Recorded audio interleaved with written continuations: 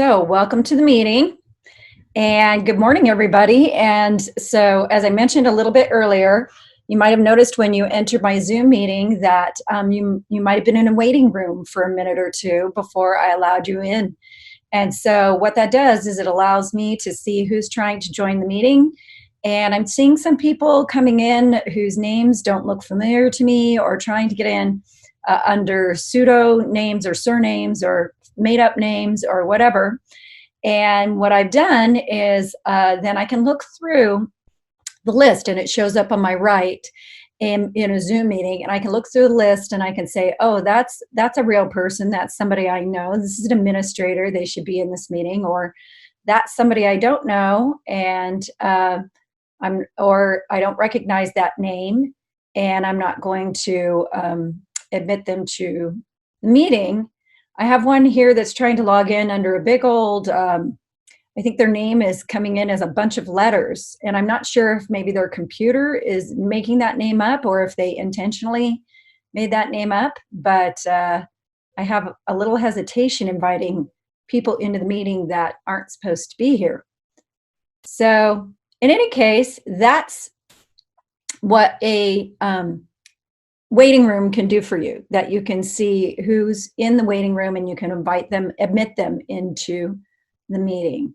So if I share my screen really quickly, which I'll do just a moment, and forgive the multiple tabs that are open. Let's see what happened here. I'm gonna minimize this here. Oh, and when I go into full view, you can't see it. So my apologies. So I'm gonna stop sharing there. It kind of jumps out of that screen when I go into full view. So we'll take a minute to get folks admitted to the meeting and get us joined this morning. And what I'd like to do before we get started is, these are tough times and it's been a little more than strange for everybody. And I welcome you here. And I'm so glad you're here at this meeting today for beginning Google Classroom. Just in case you're in the wrong meeting, you are in the beginning Google Classroom for administrators. And I'd like to start with celebrations. So if anybody has a celebration, you can unmute yourself and you can tell us your celebration. Let's start there. I want to celebrate the teachers on staff. They have been phenomenal. They're really accepting all the changes that are going on, and they're stepping up above and beyond what I even expected. So I'm super excited that they are being so positive about it and just embracing this new journey that we're all on. So I'm excited for that. I just wanted to share that. Excellent. Thanks, Carol. I think sometimes it's easy to underestimate what our folks can do. And I think so many of them are more than ready to move into this realm of teaching. And we're really excited. So thanks for celebrating our teachers. Appreciate it. Anybody else have a celebration? I'm really excited about my background virtual image I just made. Nicely done. I couldn't stand everybody else having one, and I like Kathy's blossom there, the super bloom from last year. Right. So anyways, I'm excited. Nice. Excellent. Yeah. And so excellent. We're very proud of you, right? Virtual background. And for those of you who would like to add a virtual background, just so you know, not every computer can handle a virtual background. If you have an older computer, you don't have the right configuration, you might not be able to have a virtual background. Also, you would have to exit this meeting and download the Zoom client for the virtual background to work. So don't do that. But if at some point before you leave this meeting, what you might want to do is down at the bottom of your tools, you'll see a whole bunch of toolbars down there. And there's a tool that says Stop Video. And next to Stop Video, there's a V, and an upside down V. And if you click the upside down V, you can go to where it says Choose Virtual Background. And there might be some that are preloaded there for you. If not, there's a little plus sign that will allow you to add your own virtual, like you can go to your computer. And so this picture behind me is Waiapeo on the Big Island of Hawaii. It's a beautiful area. And so I added my own picture, so you can add your own, or you can use, yeah, there you go. You can add your own, or you can use some of the preloaded backgrounds if you'd like to change your virtual background. So there you go. All right, we're going to go ahead and get started. We have about 16, 17 people. I'm going to invite this random person with a very odd name and ask them who they are. Maybe their name will populate as soon as I admit them into the meeting. And it looks like, no, they didn't. So I'm going to go to, let's see, I'm going to go over here, see if I recognize a face. And all right. So there's somebody in our meeting, and you can see their name is TCHGCGVVBW0, whatever. There's a whole long, and it looks like their computer name actually, as opposed to their real name. So I'm hoping that what that person will do is where it says participants on the right side of your screen, and you can, there are lots of ways to view this, but sometimes those participants will show up on the right side of your screen, and they can actually click and maybe change their name there so we can know who you are. So beyond that, welcome to our meeting this morning. We're going to go ahead and get started on beginning Google Classroom for administrators. So all the things I'm going to show you about Google Classroom this morning are more for you. We'll talk a little bit about what teachers can do and how important it is for teachers to use Google Classroom. But really, I want to focus on what's going to happen for you in Google Classroom and why it might be important for you to use Google Classroom. So first things first, I'm going to go ahead and share my screen so that we can get started. And I'm going to move things over a little bit so that I can still see my waiting room in case people are trying to join a little bit later. So here you go. So let me pull this up, go back here. And I'm going to go ahead and share my screen. So taking a look at my screen in this moment, so we're going to be starting on Google Classroom for site administrators. And that's you, hopefully everybody in this room. And so first question is, first part, we're going to start with our meeting norms. And of course, muting your mic on entry to a meeting is always a good idea because you never really know when you're coming into a meeting, if you're talking, or it can really disrupt a meeting. So it's a good idea to come into a meeting with your mic muted. And I already set that up in Zoom. I automatically muted your mics on entry. But if you don't do that, you don't really have much control over that in Google Meet. People might come in with their mics unmuted. So ask them to mute their mics, or you can mute them. Use the chat feature to ask some questions. And if you want to have a little bit of a back chat between each other, that's fine. But just remember to remain professional and courteous in the space because everything you put in here, everybody else can see. And so a lot of times when people are distance learning, they kind of forget the rules because they think they can't be seen or they can't be heard. It's funny how when we're not exactly in the room with each other, suddenly some of those norms that we have when we're in a room with each other sort of fall away. And so try to act like we're actually in the same space together, like everything you say, other people can hear. So be aware of that and wait for your meeting host to acknowledge you before you speak. So if you have a question at some point, you can use, there's a little raised hand that you can put up at some point, or you can put it in the chat and I will try to get down to the chats. If I'm going too fast or something happens, and you really need to unmute your mic and slow me down, that's fine too, as long as not 40 people are talking at once, because then it could be like an episode of The View, right? Where, everybody's talking at the same time. So we want to make sure that we're just trying to do that. So by the way, meeting norms are really important, not just for us, but it's really important as your teachers move forward to meet with your students online. They should always start with meeting norms with their students so their students understand what's expected of them in that space. So remember to discuss those things with your teachers. If they don't do those kinds of things and they just sort of invite kids in willy-nilly and they haven't really talked about the expectations for meeting in the online space, they're going to find out that bad things will happen. It's sort of like that first day of school, you talk to your kids and you tell them what your expectations are and how to sit and how to stand in line and all of those things. So it's kind of a good idea to remind people of your meeting norms. Also, here are some online expectations. And by the way, these are published on our Learn at Home website that's connected to the PSD website. So if you go to the PSD home site, right here, you'll see there is a link here to Learning from Home. And if you click that link, it'll go out to a really nice website that has features here for parents and resources for parents as they're beginning to work with their students at home, including a lot of resources that we've collected and put together under categories such as language arts, math.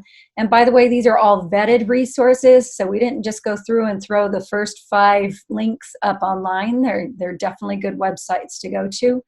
And so make sure you make it through there. And then you'll see there are other areas here like online learning guidelines that can help your parents. There's the online expectations and can also help parents to understand how to get started with online learning at home. So we're building this out as we continue. If they need internet services, they can click here. And if they want to make a Chromebook request, they can click here. Here's the documentation for that. And then also the form is embedded in the site so they can access the form. So encourage your parents to get out to that site if they need to make a request for a Chromebook. So again, here are our online expectations. And we have teacher expectations. We have digital citizenship guidelines. That's for both the teachers and the students. And then we have student expectations. So I would recommend that your teachers take a look at these two.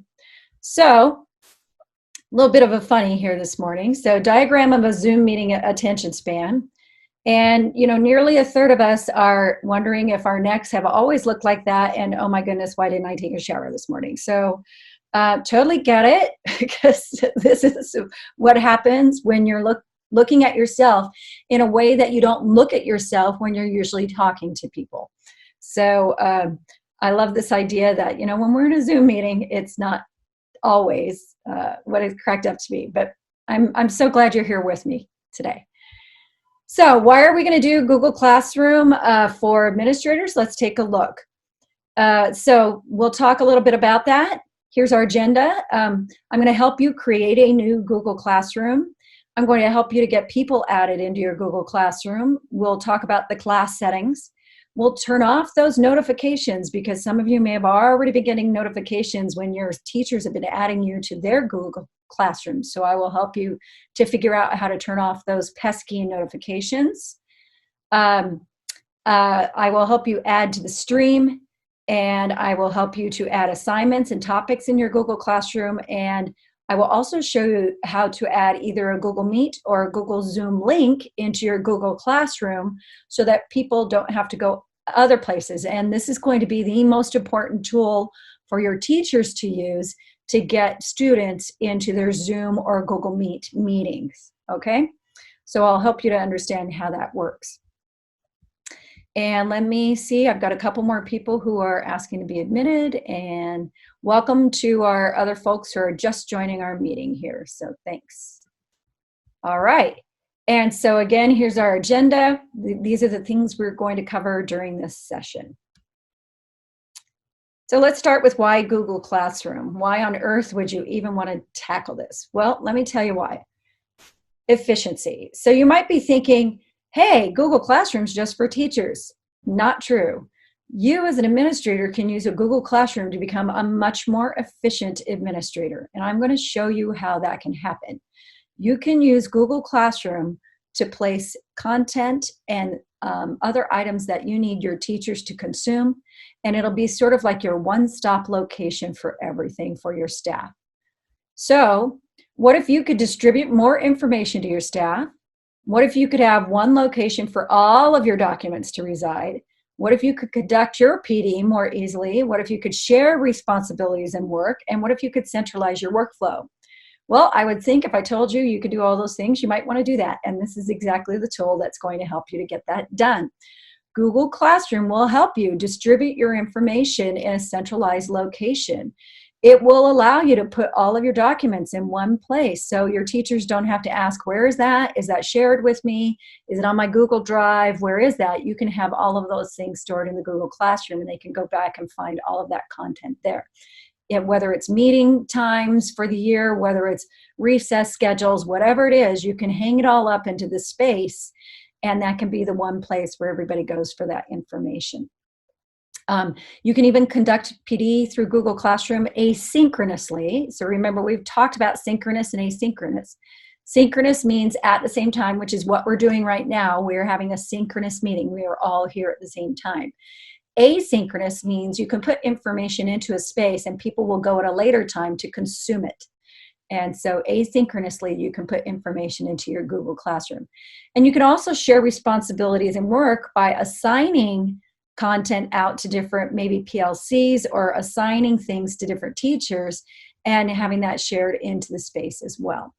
So here we go. And I'm going to scroll here.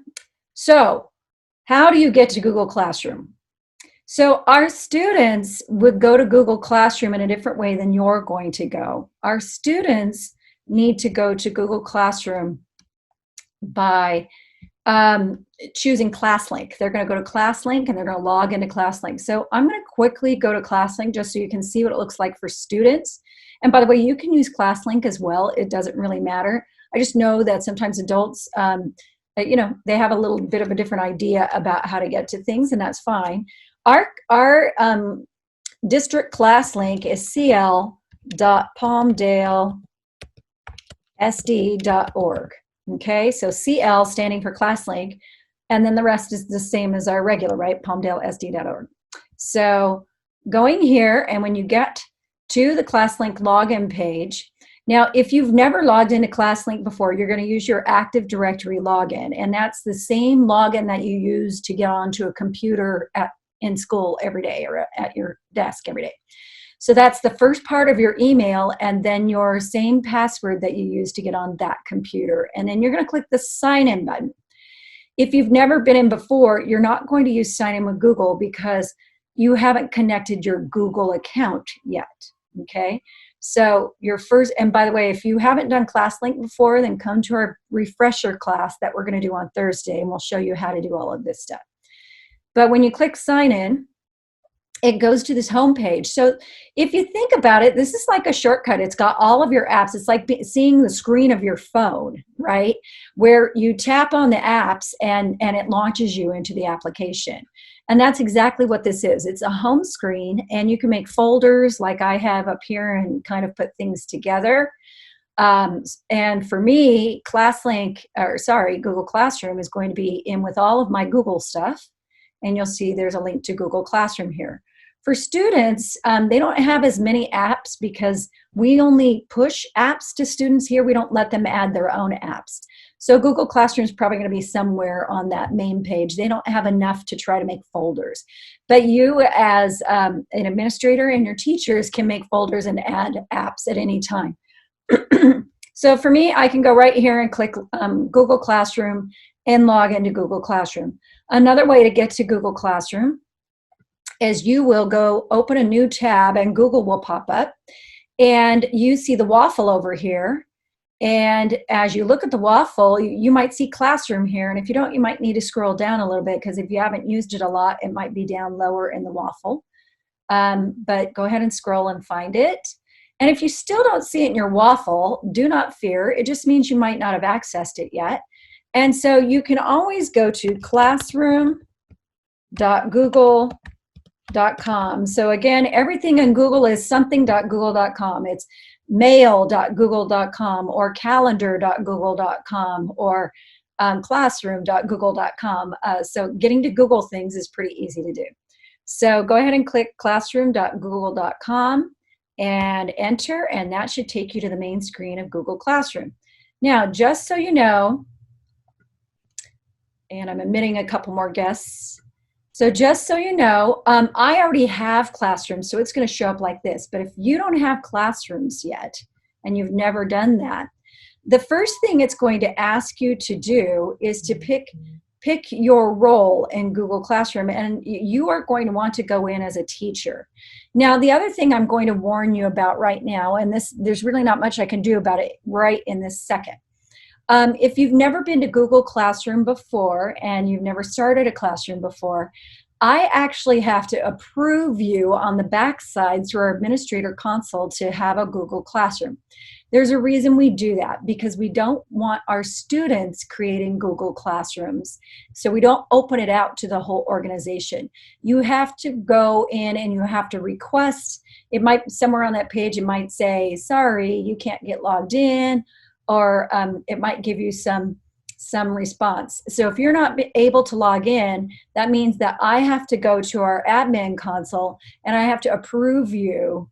And then once that happens, then you'll be able to log into your Google Classroom. So for those of you who've never created one before, you might not be able to get in right in this moment. So you might just have to kind of watch as I show you how all of this works. And let me very quickly, I'm just going to go check real quick because I have another, with a 1,000 tabs open. So this is what happens when you have a busy life. But here's what happens is when people are asking to join, I get join requests, and I have to, and when their name shows here, by the way, we get a lot of students who make requests and they want to join, and I have to decline them. Otherwise, they would be making their own Google Classrooms, and we really don't want that to happen. So that's how that works. Anyway, so hopefully you've already logged in before and you've already logged in as a teacher. And if that's the case, then you can create a new classroom. And the easiest way to do that is to click the plus sign in the upper right corner of Google Classroom and then to create a class. So from here, I'm going to go live into Google Classroom now. And so I'm going to show you from there as opposed to having screenshots. But here I am live in my classroom, and I have several classes already created. What you can do is click the plus sign, and you can, and this is where students would join a class. So for example, if the teacher gave them the class code, then they could join the class from here, or they could create, the teacher can create a class. Students will not see this option of create a class, by the way. So if you need to know what a class code is, you can always enter the class, and the class code is always right here. And you can maximize that. And in fact, if you need it full screen, if you're trying to show your students the class code so they can enter it to join, they can do that here. That's a really nice feature. Okay, so I'm going to go back out to my classes. And so here are all of my classes lined up. I'm going to have you click the plus sign. I'm going to have you create a class. And when you create the class, your class name is going to be probably your school site's name. So it would be, I called mine PSD District Office, but you can call yours, the whatever you are, the Mesquite something, Dragons, Warriors, Marlins. Anyway, I can't remember all your mascots, sorry. But so you can always create your class. These are optional, by the way, all of this stuff here. So you don't have to fill this out, but if you want to, you can. So you could put, staff here, your Mesquite staff. If it's a room, you can always put your school site name again if you want. But again, these are optional. But the only thing that is required is the class name. And once you get a name in there, you can click create. All right. So once you create a class, it's going to show up here as tiles right in this area. Okay. Is everybody good with that so far? Hopefully. Okay. I'm going to check real quick, do a quick check for the chat and see if we have questions. Okay. And thank you, Kathy, for the reminder. Everybody needs to be mindful of their backgrounds and dress code. And yeah, it's always a good reminder that if you're going to be moving around or leaving, you should probably turn your video off before you move because it is a little bit distracting. Everybody will be watching you move around instead of watching what's happening on the screen. So there you go. Yay! Thanks, Kim. I'm glad you've created some classrooms. Wonderful. So, so there you go. If you're giving me a private chat, I will take a look at those in a minute. I just don't want to do that while I'm on full screen. So there you go. So take a look. So you should have your tile, your classroom created. So we're going to go ahead to get into your classroom. Just click on the tile and your classroom should be opened up to you. This is now your space, the space where you can, as I said earlier, hang a bunch of stuff. And so first things first, I'm going to show you a little bit about settings and how you can manipulate those before you get started. So up here in the upper right corner, you see a little gear wheel. And by the way, anywhere, if you're ever on an application and you see that gear wheel, that means it's settings. That means there are more options for you. So you should always look at that gear wheel to see what other options you might have. So go ahead and click here. And in your class settings, you can rename your class if you need to. And you have some general settings. This is your class code, and you can display it, copy it, reset it, or disable it. So for example, this one's pretty easy to read, the two O, and those are lowercase O-I-T-V-A, but sometimes they'll give you a Q, and it might look like another letter, or an L that looks like an I. And sometimes that could be really hard for kids or adults to understand. So you might need to reset your code if that's confusing for people. But that's kind of a rare occasion. Right now, students can post and comment. So I'm in an adult situation, so I'm going to allow students to post and comment, meaning that as adults, I'm going to trust that everybody in the space knows how to be kind and knows how to treat each other online. But if I'm a teacher and this is the first time I'm bringing kids into this space and I haven't really taught them how to do that yet, then I'm going to click here and I'm going to put only teachers can post or comment. Or maybe allow students to comment but not post. And so maybe I can post things, but I don't want other students to post their unique ideas. So this is the most restrictive, this is the least restrictive. So it defaults to the least restrictive. Okay, now again, you're working with adults, so you might want to leave that open. Then again, you never know, because sometimes you have a staff member. Remember what I said about how people sometimes, when you're working virtually, sometimes they think the rules don't apply, and they can be kind of naughty online. So you might have to talk to individuals if that happens. So this condensed notifications, you can hide. By the way, this is not the notifications from teach or students. So that's in another space. So don't get too excited yet. I'll show you that in just a moment. Show attachments and details. This will make more sense to you as we go through the class. I'm going to leave it at condensed. Right now, only teachers can see deleted items, and that's good because I don't want my students to see things I've deleted. So I'm going to leave that off. And guardian summaries, this gives you a little example, but you're not going to be inviting guardians in. Your teachers might, so they might use this feature. And by the way, right now, remember, we're emphasizing to teachers, there is no grading going on, no formal grading. Now, however, there will be feedback. So if students are turning in work to teachers, teachers should give them feedback on their work. They should say, nice work, you did this well, whatever, but there should be no formal grading going on. I really want to emphasize that. So please make sure that your teachers understand that they won't be saying, yay, you got 2 out of 3 on that, or 75% out of 100.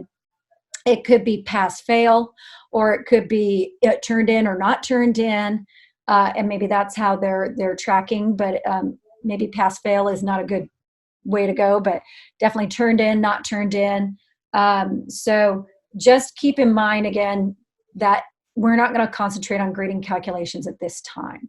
So that's class settings. I'm going to click the X in the upper left-hand corner to get out of that screen and go back to my main class.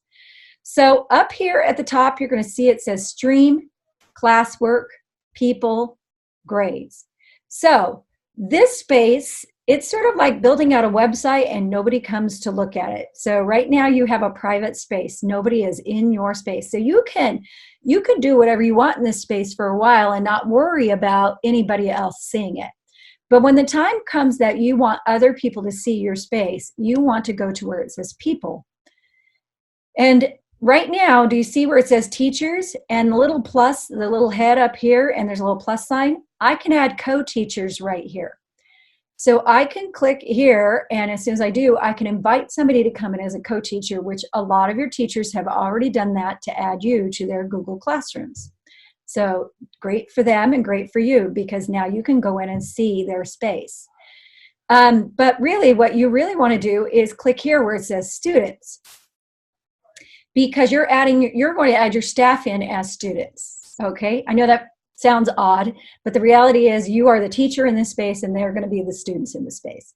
So when it's time for you and you want your staff to be part of this space, go ahead and click on that little shadow head and start typing somebody's email in, and you'll see it'll start populating just like it does for all of our, it brings in all of our domain people. So everybody, all of your teachers and staff and the domain should show up in here. And so now if I'm going to be inviting real students, if I'm a teacher and inviting real students, their student IDs usually start something like this. And Goofy Fido is one of our, by the way, one of our sample students. So I can add Goofy here as well because I know it won't go out to a real student. It'll go out to one of our fake students.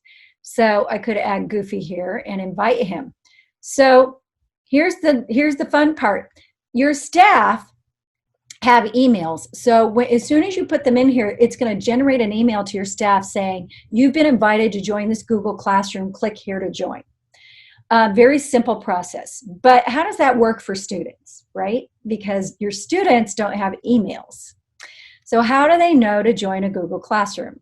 Well, it all goes back here to ClassLink. And it all goes back to ClassLink where they click on Google Classroom. And when they click on Google Classroom, they will see the front part of Google Classroom. My apologies, I need to go back to my classroom.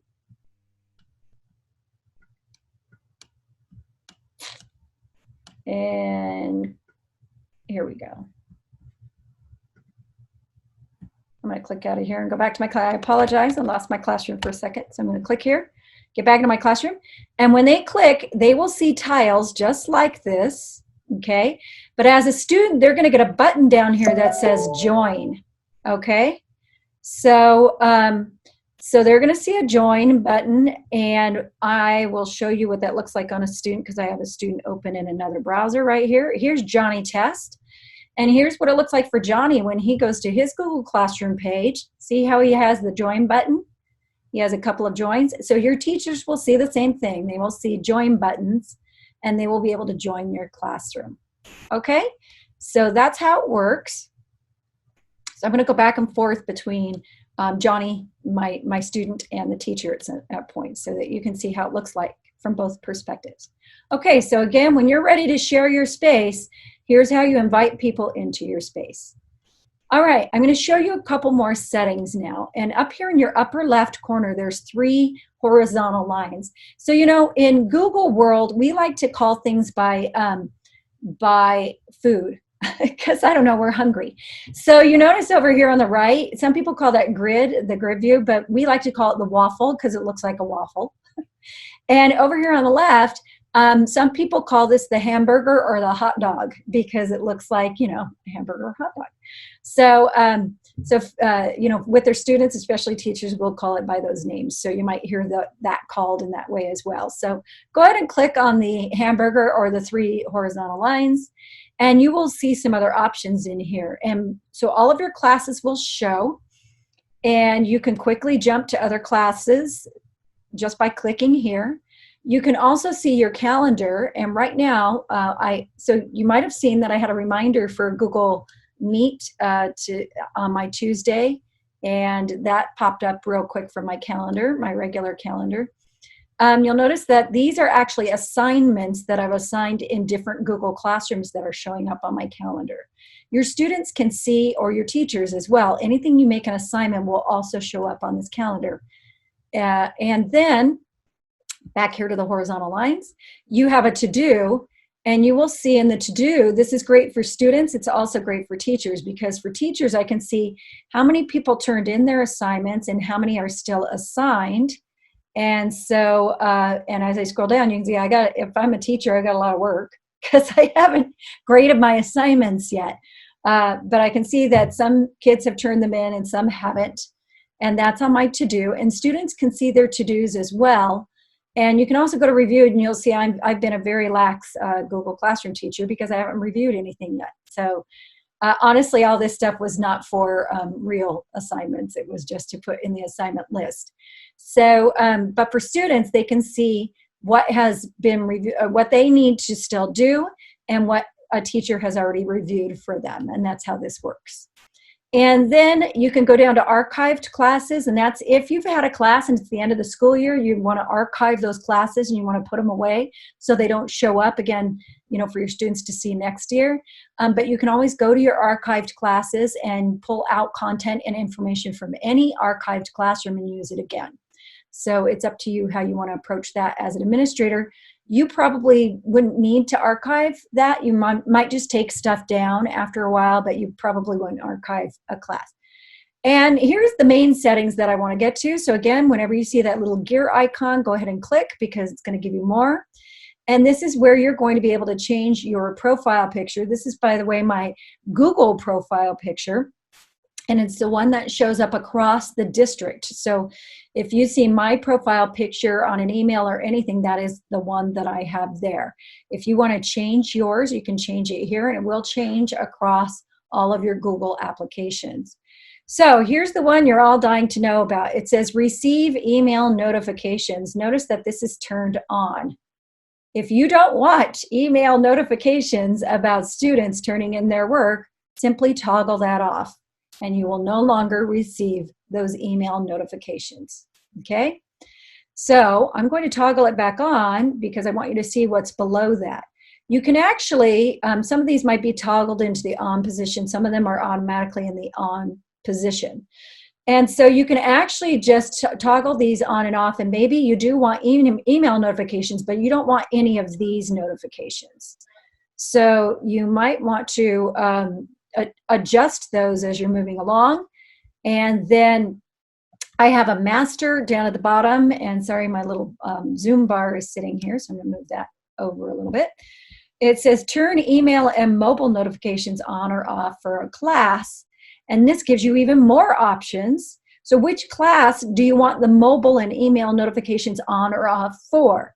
So if you don't want any of the notifications from those co-teaching classes, you can turn that off here as well.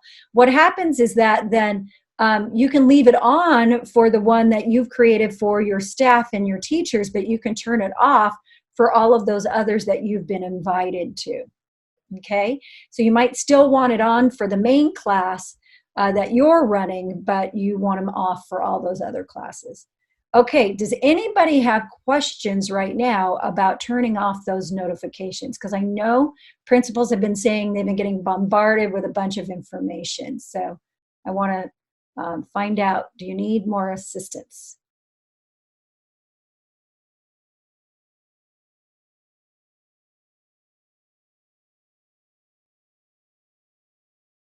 Okay, Tim, go ahead. Hello, everybody. Quick question. Do I need to go into every single classroom to turn off the notification? Or do I need to create, because I haven't created my class yet. So do I need to create a classroom for my teachers, or do I need to go into every single classroom that I've gotten notifications for and turn it off? So Tim, my recommendation is to create your class, the one that you want for your staff. And once you do that, you're going to see this under the settings, and you're going to see every class you've been invited to down here at the bottom. By the way, see how it's collapsed? And so you don't see it right away. And so I'm going to remind you, it's under the hamburger on the top left, and it's under those settings. And make sure you go to the very bottom where it says class notifications, and go ahead and click there, and you are going to see every class every teacher has invited you to right here, and you're going to have control over the notifications of those classes. Does that make sense for you? Yes. And so what about the ones that haven't invited me just yet?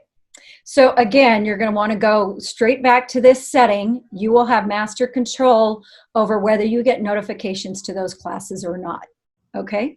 Okay. As soon as they invite you, you can just go right in here, click on that little hamburger, go to the settings, and turn off those notifications. Thank you. Okay. Any other questions?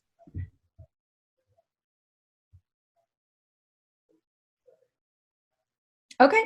So I'm going to go ahead and move on. I just wanted to make sure you all knew about that because I know that's a little bit of a crazy making. I apologize. But so I don't know about the rest of you. It's allergy season. So I apologize that I have to rub my nose, but it itches, and I'm sure some of you understand that. So I'm going to go back to classes, and in my classes, here we are again. They're all going to show up and move my little Zoom bar out of the way. I'm going to go back to my PSD class and my district office class. So again, we've covered a couple of things now. I've shown you how to make a class. I've shown you how to add people, and I've shown you how to change your settings so that you can not receive massive email notifications from your teachers. Okay, let me go back to the agenda really quick and make sure that I'm covering all the things I said I was going to do. Oh, yep. So let's go to add to the stream, and then we'll talk about assignments, and then we will, et cetera, et cetera. So let me get back here. Why? Let me do this real quick. I'm not quite sure why this keeps hiding my Google Classroom, what keeps happening. Okay, so back in my classroom. So I'm going to go back to the stream. So you have this option. So think of a stream, the difference between stream and classwork. Stream is good for announcements. So if you just have some announcements to make, this is a great place to put them because they automatically go out to your other folks who are using Google Classroom. So if I just have a quick announcement that says, to only this class, by the way, I can put it in any class or all the classes at the same time. So if I'm a 6th grade teacher and I have multiple classes and I want to make an announcement for all of my classes, then I can select all of my classes, okay? And I can even select which students I want to send in which class. So if I only have one class selected, let me go back here to this class because I have more students in this class. And I can choose students. Go ahead and check that. All right, and I can even go to which students, and I can uncheck all students if I don't want it to go to all students. Right now, I don't have any students in this class, so it just says all students. But in another class, let me quickly show you. I'm going to go to this class where I have a lot of students, and if I go to share something in this class, and I can choose which students. So I'm going to uncheck all students, and maybe I only want, Barbara and Carolyn to receive this message. So I can choose which students receive the message in the stream. That's a pretty nice little feature because if I'm a teacher and I need to make an announcement, but it's only to my B group, only the B group needs this assignment or needs more information, or only this one student needs more information, then I can put an announcement and just send it to that, and that student will be notified. Okay, so quickly I'm going to jump back into this one. And so again, this is a great place for announcements, but you will also see you can add an attachment here. So if my announcement is Monday meeting agenda, then if I had a meeting agenda, I could attach it here. And notice it goes out to your Google Drive. You can put a link to a document here. You can upload a document from your computer, or you could actually go to a YouTube file. So maybe I have that agenda already in my Google Drive. So I'm going to click Google Drive, and it's going to open my drive, and it's going to go to recents, or I can even search for my Monday agenda, whatever I've called it. And you can just choose whatever link you want and add. And so as soon as I say post, it's going to post out into the stream with that document attached to it. So this becomes a really nice place. So all of a sudden now I can see the possibility, hey, I've got weekly staff meetings or bi-weekly staff meetings. This is a great place for me to put agendas. It's a great place for me to put information so people know what's coming, and other any classroom information or any school information. I can post it here. So this is how you use the stream. Okay, I have control over this. Do you see the 3 dots over here to the right? Again, Google does a pretty good job of collapsing everything, so it looks really clean. You don't see a lot of words all over the screen, but that just means you have to find where all the stuff is. So anytime you see those 3 stacked dots, and some people will call that, like an ice cream cone or whatever, 3 scoops of ice cream, because again, we like food. And you can go here and you can edit what you've posted, you can delete what you've posted, or you can copy it and repaste it to another Google Classroom or something. So you do have complete control over whatever you post. Okay, so that's how you use the stream. Now in Classwork, and so it's fairly simple. Again, it's for announcements, it's for general information. And you may only use the stream. Just to be clear, this may be the only place you're going to put information, and that's fine. I'm going to show you how to do classwork, and you can assign work to your class here. And I have never started anything in this class before, so I'm going to click the Create button, and it's going to ask me, what do you want to create? Do you want to create an assignment, a Kami assignment? And by the way, I'll explain Kami here in just a moment. A quiz, a question, material, or reuse a post that I have already done. So Kami is a PDF reader. It's an extension that you can add to Google Chrome. Let me show you on my Chrome browser. It's right up here. Do you see the little K icon? That's a PDF and document annotation extension that is free. But only teachers can add Kami. Actually, I think we've opened it to students as well for extensions. And because we're only using the free version, it's not pushed out to everybody. So, but what it does, it might be helpful for you and your staff. If you really need to put a PDF out there, you could always use this Kami extension to edit that PDF. Okay, I don't recommend using PDF only if you want interaction, but this could help. You can do a quiz, a question, material, or reuse a post, or you can create a topic. So this is really helpful because maybe as a staff, I want to have topics in the assignment area. So I'm going to create a topic to show you what that looks like. And perhaps the topic I'm going to create will be PLC grade 1. And I'm going to put this here. And maybe you have different assignments for each PLC, or maybe you have the same assignment for all of your PLCs, in which case you would take off grade 1. And again, you can edit this by clicking the little 3 dots over here to the right. You can rename this. Perhaps I want another topic that says PLC grade 2. Oh, I don't think Elena and I are going to have our monthly meeting today. So I'm going to make another topic, PLC grade 2, etc. So I could have my different grade levels having their PLCs. And by the way, these can be organized. So if I want them to be organized in a different way, I can simply click on this and drag it so that the position is changed. These are topics. And what that means is that I can put content under these topics, and it's meant specifically for these groups. But keep in mind that it is still public to the whole class. So everybody can still see it, but I might be designing work only for those PLCs or hanging it sort of in this space so they know that this is theirs, okay? And that's how you create topics. And I find them to be rather helpful because, let me show you in another class where I created some topics. I have topics as day 1, day 2, day 3. This was for one of our promise sessions last year. So I could look at just the day 2 topics. I could look at day 3 and 4 topics or the day 1 topics. And it helps you to sort your information. It also helps people to get to information more quickly. So topics can be really helpful. Again, I'm going to go back over here and go back to my classwork.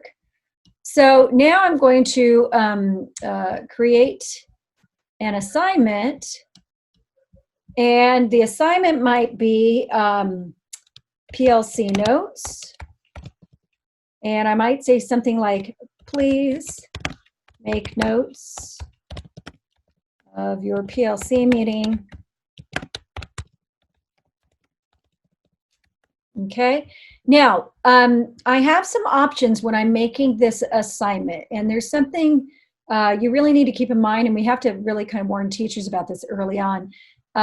If they don't do this right when they first make the assignment, then they actually have to take the assignment down and fix it and make a new one. So here you can assign it, you can schedule it, you can save as a draft or discard. So this is scheduling. So if I want to create all of my assignments ahead of time and schedule them to go out at a later date, I can schedule them here, and I can choose the date and the time that I want that to go out. This is great for teachers because they can start putting a lot of content into their Google Classroom and having it scheduled to go out on certain days for students to consume. We're not going to do points, so we're going to say everything here is ungraded at this time, because remember what I said, we want to emphasize right now to teachers that we're really not grading content, and that but they should be providing feedback to students on the work that they've done. If there's a due date, meaning that I want you to get this work done by a specific time, then you're going to enter the due date and time here. You can select what day you want that to be done, and you can put a time in here. It'll default to 11:59 p.m., which is the latest you can do it on that day, you know, before it's the next day. But you can always change that time. So if you want a due date, you can put it in here. And what topic should it be under? And I'm going to put this under the PLC grade 1 topic, because I want this to be just for my grade 1 teachers. If I have a rubric, or I can create a rubric right here, so perhaps if you are working with students or even your teachers and you have a certain rubric, you say, I need these things to be in the PLC notes, and that's your rubric. Or you can even import a rubric from, if you've created one in your Google Sheets. And Google Sheets, remember, is like a spreadsheet program, so you can import a rubric from Google Sheets, or you can reuse one that you've already uploaded somewhere. So these are all really helpful tools. Okay, this is for this class, but I could assign it to multiple classes at the same time. Again, I could assign it to one student or to all students. So you have options here. It really makes that individualized learning so much more accessible, right? Because now I can just say, I only need this assignment to go to these 3 students who need enrichment or something separate than the rest of the students. Really beneficial. Okay, I can add a link here. So if I already have a template for PLC meetings and that I've created in my Google Docs, then I can just go here to my Google Drive and I can find that template. I can search for it just like you would any other document. You know, maybe I do have something that's called template in here. And search, and it will find everything in my drive that has the word template in it, which is probably a lot. And you know, you can find that template and you can put it in and you can add it here, and that gives them that document. Now, before I assign this is the interesting part. Before I assign this, right now it says students can view this file, but if I click the down arrow, students can edit the file, or students can make, it will automatically make a copy for all students. And I have to do this before I assign it. So do I want each of the people who take this out to have their own copy, or do I want them to be able to edit this one, or do I want them to only just see it, like I'm sending out something that they need to read? Do I only want them to see it? So those are your options. In this case, I'm going to say the students can edit this file because I've given them a template and I want them to edit that template, or I want them to make their own copy and do their own notes and turn it in to me on the date that I've given them as a due date. Okay? So when you say can edit, that means everybody's going to come into that one file and they're all going to do it together. That's a collaborative document in that moment. So this is the most restricted. This is actually, this is the most restricted. Well, let me take that back. I don't want to talk about restricted. Okay, again, viewing means I can only see it. Editing means I can change what's in that one, but we're all going to go in there and change it together. Making a copy means I can change it, but each student is going to change their own. Okay, before we move on, I want to make sure if you have any questions, that now's the time to ask those questions. So let me go to the chat here and see if we have questions. So Carol, you said thank you. So only those students will see it. Yes. So if I choose the bottom one, that's I think you're talking about the screen I'm on, that says make a copy for each student, that means that each student will get a copy, but their copy will be their own. And let me tell you, this is genius because Google figured this out. And let me tell you, teachers know this who use Google Classroom. As soon as that student gets a copy, it automatically puts their name on the copy. Yay! No more having assignments turned in without student names on them. So Google does a really good job of that. So, okay, so I think we're caught up. If anybody else has a question now, you can either unmute your mic and ask or put it in the chat.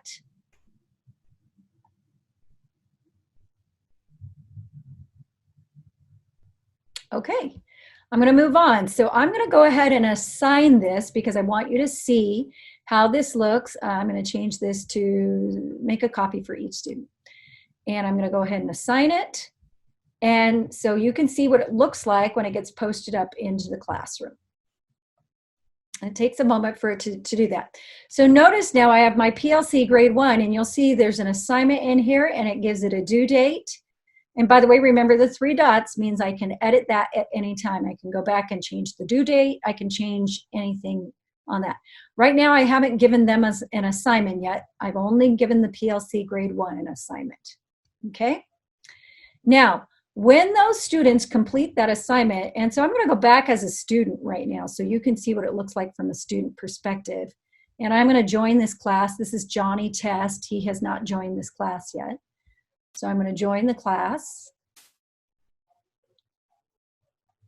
And I'm going to see, let's see, go to the classwork.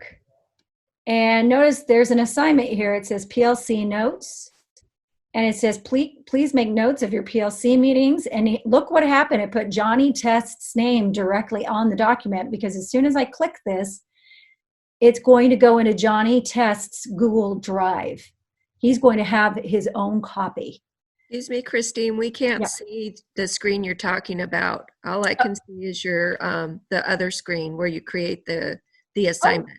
How interesting. So I'll tell you what's happening right now. I have this open in Safari, and so for whatever reason, Safari is not showing. Thanks for letting me know, Carol, because I was just assuming you were seeing it, so I apologize.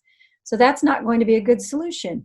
Unfortunately, I can't be logged into Johnny's account and my Google account at the same time. I would have to log out of mine and log into his, and that just takes a little bit of time to do. So trust me, I apologize. So maybe what I'll do for the next class, I'll take some screenshots of that.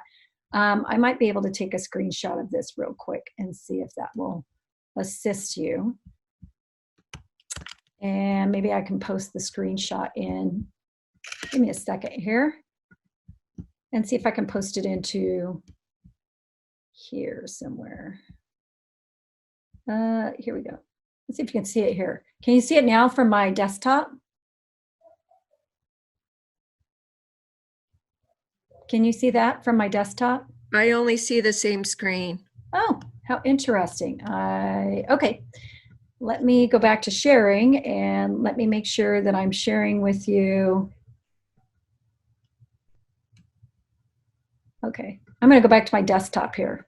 Here we go. So let me try this out again. I apologize because it was hiding some stuff from you guys. And let me try this now. Can you see this screenshot now? Yes. Okay, excellent. So now I'm going to go back. I think I'll be able to have you see it from Safari. Can you see this screen as well? Yes, we can see it now. Okay, thank you. Thanks, Carol. I appreciate you chiming in there. You're welcome. So I'm going to go back to Johnny Test. I'm going to go back to the main class. He joined the class. This is what it looks like. He joined the class. He sees remember, this is the stream, and we put something in a stream. So everything goes onto that front page of the stream. In Classwork, he goes to Classwork, and here's Johnny. And as soon as he clicks on this document, it's actually going to make a copy of this and put it into his Google Drive. He can click to view the assignment here. And he can actually even say, private comment right here, I need to talk to my teacher. He can write a note to the teacher and say, I don't understand this. Please help. You know, anything any private comment he wants to put here will only go to the teacher when he goes into this part of the assignment, which is really cool. Okay? So that's what it looks like from the student side. All right, I apologize for that moment of odd sharing. So I'm back now to the administrator side, which is me, and I'm going to show you one more thing before we click out today. I'm going to show you how to create a Google Zoom or a Google Meet or a Zoom meeting and put the link into your Google Classroom so that your students or your teachers can go to the classroom and join you through that link. Okay? So right here, I'm going to go back to stream so that you can see, again, this is my stream. Again, these are my general announcements, and I can put stuff in here in my stream. So I'm going to go to Google Meet. And very quickly, again, I can choose the waffle. And I can go to Meet. And I can go to Join or Start a Meeting and continue. And as soon as I do this, note what happens. It creates a unique meeting code for me right here. Can you all see that? I hope so. It creates a unique meeting code for this meeting. And what I can do is I can click right on this on the screen, and I can highlight it with my mouse, and I can do Command-C on my Mac, or a right-click and choose Copy, or Control-C with a PC, and I can copy that link. So now I'm going to go back to my Google Classroom, and I can go right here into my classroom, and again, I can say it's for all students or just some students, and I can say, please join me for our weekly meeting at 10 o'clock a.m. every Tuesday, okay, or whatever weekly meeting you want to set up, that's fine. And then all I have to do is paste that link in here. I'll put on a separate line. Or I can take this, and what I could do is where it says add, I can go to add a link, which is probably the better thing to do. I'm going to add it because it'll make it live. I'm going to add a link, and it says, what's the link? And I'll paste it here. And look what it does. It generates this class video meeting, right? And I'm going to post it. And boom, right here in my Google Classroom, all your teachers have to do now is go to the Google Classroom, and the weekly meeting is right here. You can go into the classroom. Same thing for students. So I've had a lot of questions from principals saying, hey, how do we get, or are we going to ask students to install Zoom, or do students need a Zoom account, or do students need a Google Meet account? And the answer is no, absolutely not. We don't want any students to have a Google Meet account. We don't want any students to have a Zoom account, because we don't want them to start creating their own meetings and their own Zooms to have little private chats online with people they shouldn't be having private chats with, right? So that's something we need to be really careful about. So we won't have students do that. We don't want them to do that. And in fact, under their Palmdale account, they can't do that. We have limited that capability. We have closed Google Meet to them, and we have closed Zoom to them. Here's how they join a Zoom Meet or a Google meeting that a teacher has created. They go to their Google Classroom, and they click on the link in the Google Classroom, and it will take them out to the meeting. Okay, so there is no reason the student has to install Zoom or has to start their own Google meeting. They go to the Google Classroom, click on the link, and they can go to the meeting there. Let's see, let me double check and see if we have any. Okay, I don't think I see any questions at the moment. All right, so that takes care of that. There's one more way that you can add a meeting for all of your students, and you can do it, or if for your staff. So if you don't really want to do Google Classroom, but you do want to have weekly staff meetings. Hi, Tim, I see your hand. Go ahead and ask. Hey, I changed my background. Oh yeah. Okay. So here's my question. What if the teachers set up a Zoom meeting at a certain time and the teacher is not there yet, and the kids start logging in, or will the students be able to have a discussion while the teacher is not there? They would, if the teacher did not set up their Zoom meeting appropriately. Now we're having Zoom session later this week for teachers, and they should go so they can learn how to change those settings. Or they can enable a waiting room like I did, which is the kids then have to sit in a waiting room until the teacher comes online and clicks to add them in. I encourage the waiting room for teachers. I think it's a really good, if you're doing Zoom. If you're doing Google Meet, let me think about Google Meet. Yeah, as soon as you have that live meeting out there, they can join the meeting. So they would have to take the link down. Yeah, Google has not fixed this yet. This is one of the reasons why we're trying to kind of guide teachers to Zoom as opposed to Google Meet. Although Google Meet is so easy to do, it really is. But Zoom has a better option. If the teacher's not in the meeting, then Zoom gives you more controls to turn the meeting off when students are not there. So, when you put this meeting link out on Google Meet, then people can be in that meeting, and that includes students. They could be having a private meeting, yes. Thank you. Yeah, thanks for asking. So, a little trickier. So, yeah, I do want to make sure that you understand that. So, back in our classroom. So, again, for you, though, as a principal, you could leave that up there, and people could jump into the meeting weekly. That's a Google Meet. Same thing with Zoom when you create a Zoom meeting. And by the way, we've added Zoom for your teachers and for you. Zoom has been added on your ClassLink as well. And so in ClassLink, again, that's cl.palmdalesd.org.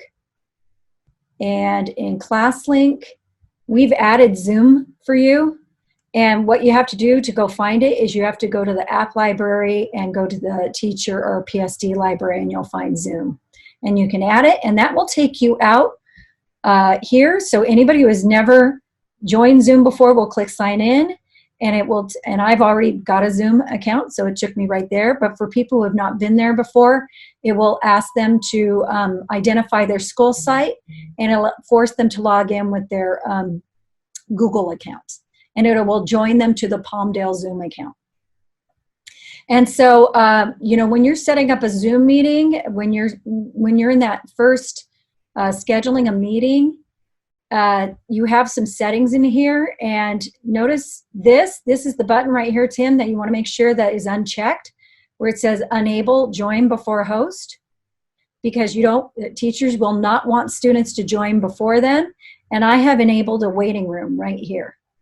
So that's really important for teachers to get that right. Otherwise, students would be able to join a meeting before them in Zoom. All right, back to my Google Classroom. This is where you can, again, post all that good content online and keep your teachers really organized in the same space. So I'm going to open it up at this point. We've covered everything that I said we were going to do on our agenda. And I'm going to open it up for questions at this point. Let me go back to the full Zoom meeting.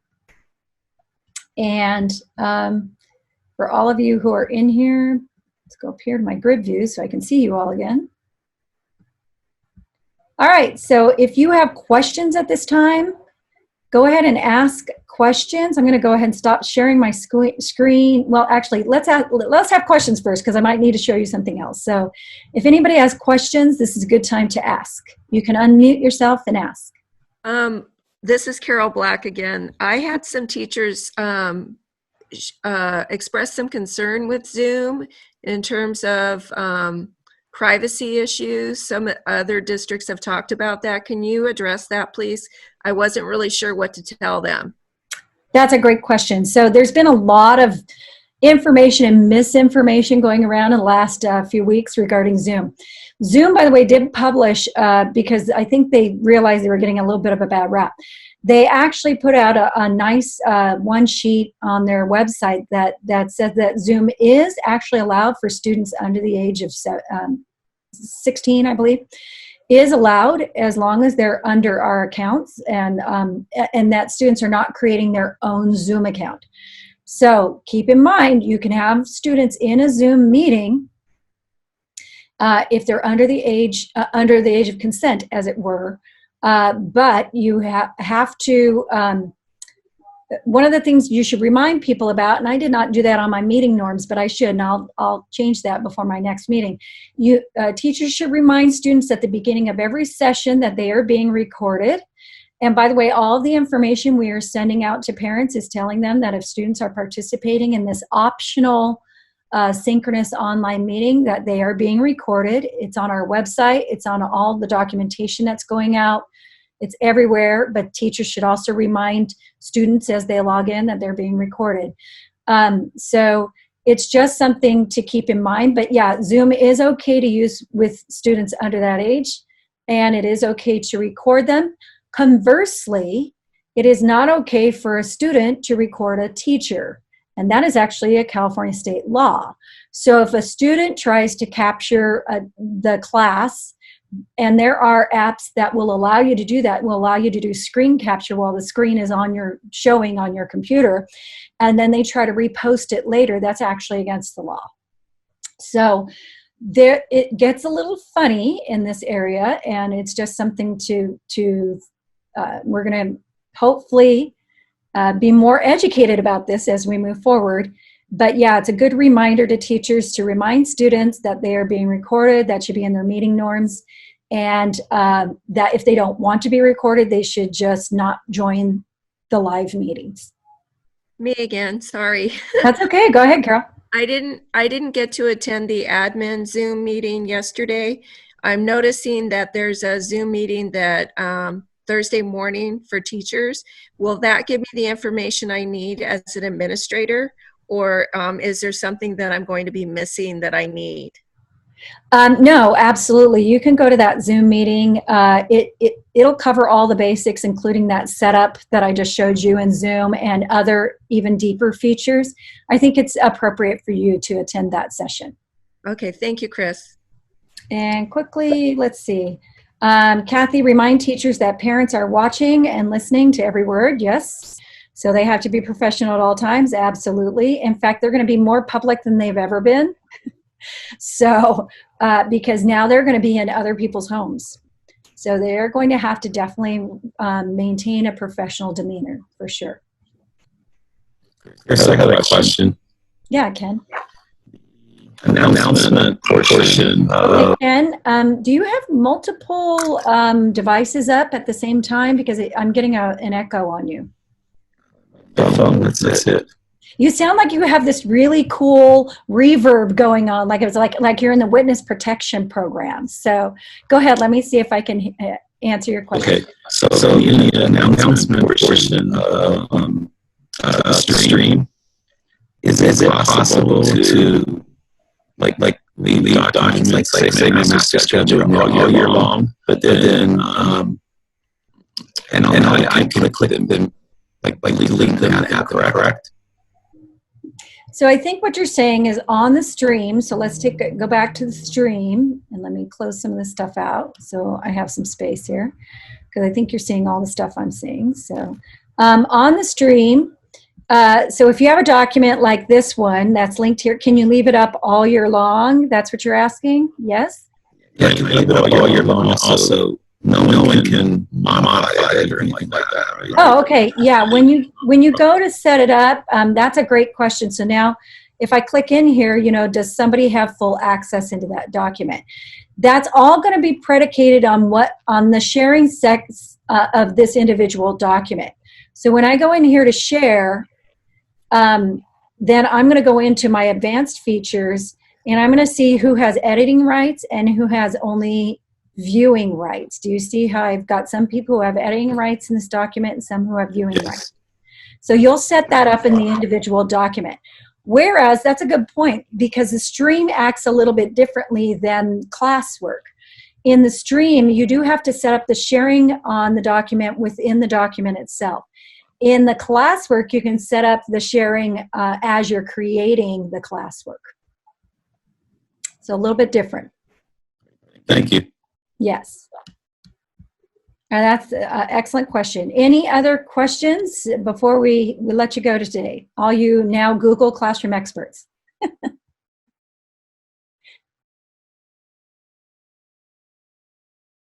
Okay, my best suggestion is to create a class and then to just start playing in it so that you get familiar and it feels comfortable, and go ahead and post some stuff up.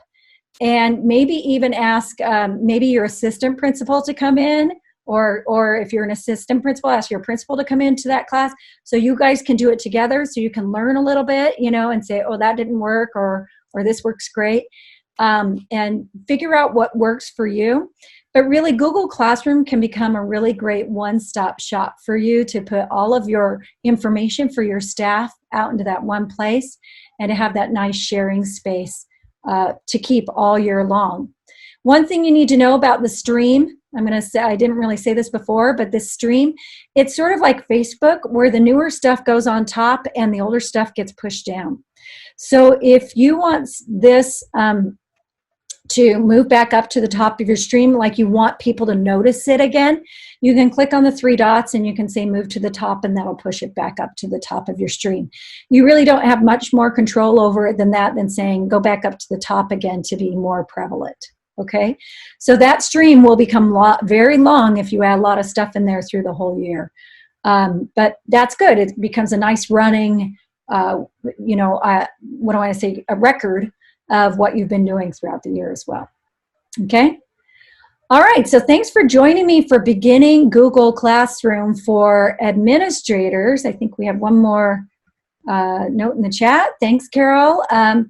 And if anybody else has other questions, why don't you hang on the line, and I'm going to let everybody else go. But if you have any additional questions, you can hang on the line and ask me, and I will answer your questions. So thanks for joining me, guys. We'll see you soon. Good luck. And don't forget, we'll help. You got me, you got all the tech coaches, so we will help you get this done. All right, take care, everybody.